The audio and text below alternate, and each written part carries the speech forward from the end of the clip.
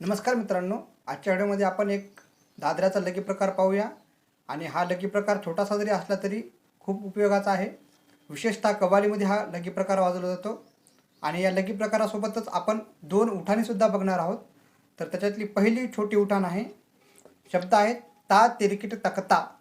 वाजवायचे कसे बघा, ता तिरकिट तकता, ता तिरकिट तकता, स्पीडमध्ये ता तिरकिट तकता, ता तिरकिट तकता। आणि दुसरी उठाण आहे, याच उठाणला ता ता ता सुरुवातीला लावलं की दुसरी उठाण सुरू होते।